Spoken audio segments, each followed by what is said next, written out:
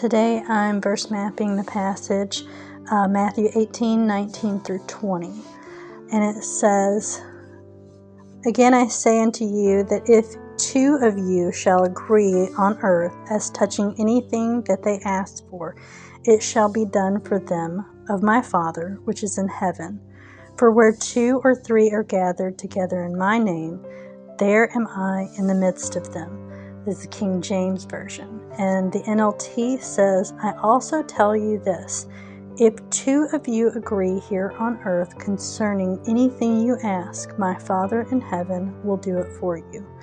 For where two or three are gathered together as my followers, I am there among them."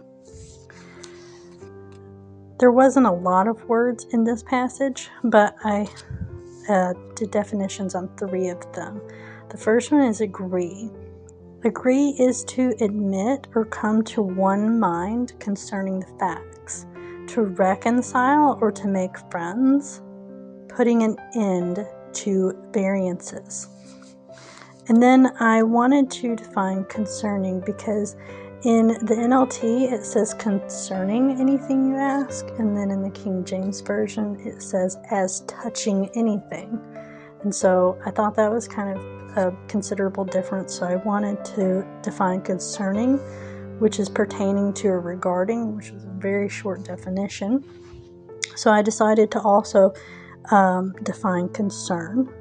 And concern is that which relates or belongs to one, an interest, importance, affections, or regard, or regarding with care.